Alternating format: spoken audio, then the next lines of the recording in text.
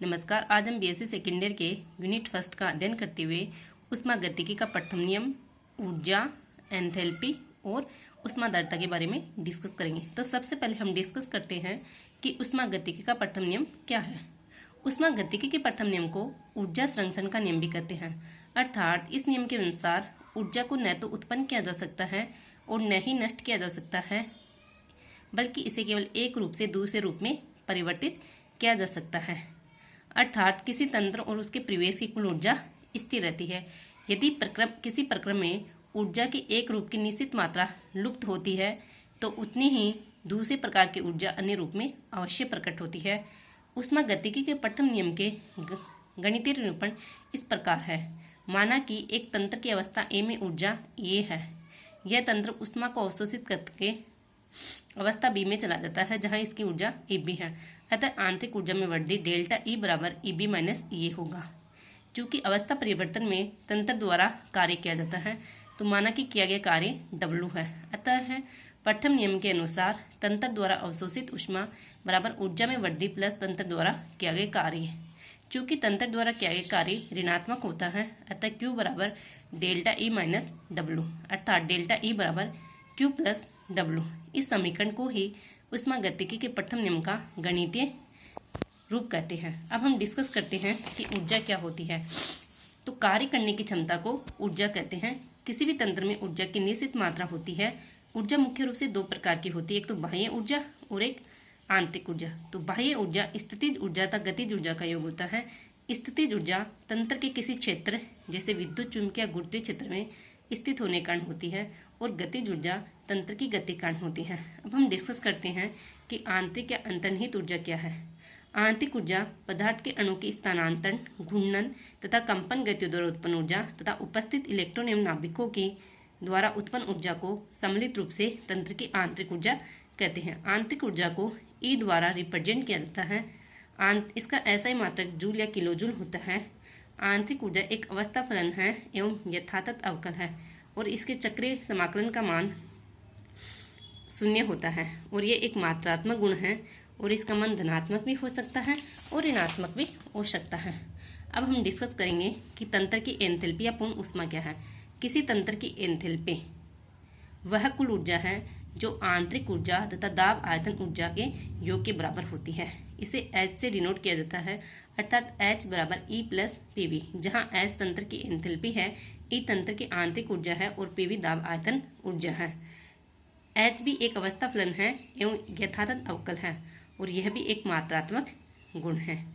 अब हम डिस्कस करते हैं कि ऊष्माधारिता क्या होती है। किसी पदार्थ के ताप को 1 डिग्री बढ़ाने के लिए जितनी ऊष्मा की आवश्यकता होती है वह उस पदार्थ की ऊष्माधारिता कहलाती है। ऊष्माधारिता को C से डिनोट किया जाता है। यदि किसी तंत्र को dQ ऊष्मा देने पर उसके ताप में सूक्ष्म परिवर्तन dt हो तो ऊष्माधारिता C बराबर dQ अपॉन dt होती है। अब हम चूंकि ऊष्माधारिता मुख्यतः दो प्रकार की होती है, स्थिर आयतन पर ऊष्माधारिता और स्थिर दाब पर ऊष्माधारिता। ऊष्माधारिता भी मात्रात्मक गुण है और ऊष्माधारिता का मात्रक जूल पर केल्विन होता है। अब हम डिस्कस करेंगे कि स्थिर आयतन पर ऊष्माधारिता। यदि किसी तंत्र को स्थिर आयतन पर ऊष्मा दी जाती है एवं उसका ताप T1 से T2 हो जाता है तो स्थिर आयतन पर ऊष्माधारिता CV बराबर dQ upon T2 minus TV constant volume. चूँकि हम जानते हैं कि ऊष्मागतिकी के प्रथम नियम से डेल्टा E बराबर डेल्टा Q प्लस dW होता है। चूँकि dW बराबर माइनस PdV होता है, अतः डेल्टा E बराबर dQ माइनस PdV। चूँकि स्थिर आयतन पर dV बराबर 0 होता है, अतः dQ बराबर डेल्टा E, अर्थात स्थिर आयतन पर दी गई ऊष्मा उसकी आंतरिक ऊर्जा में वृद्धि के बराबर होती है। अतः स्पष्ट है कि CV बराबर delta E upon T2 minus T1 constant volume, अर्थात CV बराबर delta E upon delta T constant volume. इससे स्पष्ट है कि आंतरिक ऊर्जा में ताप के साथ परिवर्तन की दर स्थिर आयतन पर तंत्र की ऊष्माधारिता कहलाती है। अब हम इसी कड़ी में डिस्कस करेंगे कि स्थिर दाब पर ऊष्माधारिता। यदि किसी तंत्र को स्थिर दाब पर ऊष्मा दी जाती है एवं ताप T1 से T2 हो जाता है तो CP बराबर dQ upon T2 minus T1 constant pressure. चूंकि हम जानते हैं कि ऊष्मागतिकी के प्रथम नियम से डेल्टा ई बराबर D Q plus D W होता है एवं डी डब्ल्यू बराबर माइनस पी डी वी, अतः डेल्टा ई बराबर D Q minus P D V implies that D Q बराबर delta E plus P D V.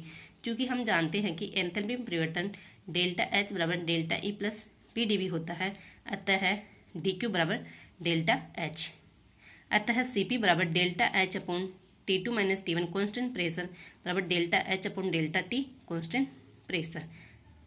अतः स्पष्ट है कि स्थिर दाब पर दी गई ऊष्मा उसकी एंथैल्पी में परिवर्तन के बराबर होती है। अतः एंथैल्पी में ताप के साथ परिवर्तन की दर स्थिर दाब पर ऊष्माधारिता कहलाती है। अब हम डिस्कस करेंगे कि Cp तथा Cv में क्या संबंध होते हैं। चूँकि हम जानते हैं कि किसी भी तंत्र के लिए Cp तथा Cv के मान समान नहीं होते हैं, क्योंकि स्थिर आयतन पर अवशोषित ऊष्मा आंतरिक ऊर्जा में वृद्धि करती है, जबकि स्थिर दाब पर अवशोषित ऊष्मा आंतरिक ऊर्जा में वृद्धि के साथ साथ कार्य भी करती है। इसलिए ऊर्जा की समान मात्रा अवशोषित करने पर स्थिर दाब पर ताप में वृद्धि कम तथा स्थिर आयतन पर ताप में वृद्धि अधिक होती है। चूँकि Cp बराबर delta H upon delta T constant pressure होता है एवं Cv बराबर delta E upon delta T constant volume होता है, अतः Cp माइनस Cv को समीकरण 1 द्वारा रिप्रेजेंट किया जाता है। चूँकि हम जानते हैं कि एंथैल्पी H बराबर E प्लस Pv होता है, इस समीकरण को 2 से रिप्रेजेंट किया जाता है। अब आगे समीकरण 2 को स्थिर दाब पर T के साथ अवकलन करने पर हमें समीकरण 3 प्राप्त होती है, जो इस प्रकार है delta H upon delta T constant pressure बराबर delta E upon delta T constant pressure plus P delta V upon delta T constant pressure. अब समीकरण 1 व 3 से Cp माइनस Cv का मान हमें प्राप्त होता है, जो कि समीकरण 4 में प्रदर्शित है। चूँकि हम जानते हैं कि गैसों की आंतरिक ऊर्जा उस ताप व आयतन का फलन होती है, अर्थात E is a function of temperature and volume, अतः D बराबर delta E upon delta V constant temperature D V plus delta E upon delta T constant volume D T होता है। दोनों तरफ dt का भाग देकर स्थिर दाब की शर्त लगाने पर हमें समीकरण 5 प्राप्त होती है। समीकरण 5 से delta E upon delta T constant pressure का मान समीकरण 4 में रखने पर हमें Cp माइनस Cv का मान प्राप्त होता है, जो कि समीकरण 6 में प्रदर्शित है एवं इस प्रकार है। Cp माइनस Cv बराबर delta V upon delta T constant pressure कोष्टक delta E upon delta V constant temperature plus Pv plus P। चूँकि यह समीकरण ठोस द्रव तथा गैसों के लिए समान रूप से उपयोगी होती है, अतः चूँकि delta E upon delta V constant temperature स्थिर ताप पर इकाई आयतन में वृद्धि से आंतरिक ऊर्जा में वृद्धि को दर्शाता है, चूँकि यह पद गैस के अणु के मध्य आकर्षण को दर्शाता है। चूँकि हम जानते हैं कि आदर्श गैसों में आकर्षण शून्य होता है, अतः delta E upon delta V constant temperature बराबर 0। अतः समीकरण 6 से Cp माइनस Cv बराबर P delta V upon delta T constant pressure प्राप्त होता है। चूँकि 1 मोल आदर्श गैस के लिए समीकरण Pv बराबर RT होती है, अतः इस समीकरण का स्थिर दाब पर T के सापेक्ष अवकलन करने पर P delta V upon delta T constant pressure बराबर R प्राप्त होता है। अतः Cp माइनस Cv के समीकरण में P delta V upon delta T P का मान रखने पर हमें यह समीकरण प्राप्त होती है Cp माइनस Cv बराबर R, जहाँ Cp स्थिर दाब पर ऊष्माधारिता है एवं Cv स्थिर आयतन पर ऊष्माधारिता है एवं R गैस स्थिरांक है। अतः इस समीकरण से स्पष्ट है कि 1 मोल आदर्श गैस के लिए स्थिर दाब एवं स्थिर आयतन पर ऊष्माधारिताओं क्रमशः Cp तथा Cv का अंतर गैस स्थिरांक R के बराबर होता है। यही समीकरण Cp व Cv में संबंध को दर्शाता है। इससे स्पष्ट है कि Cp का मान Cv से हमेशा बड़ा होता है।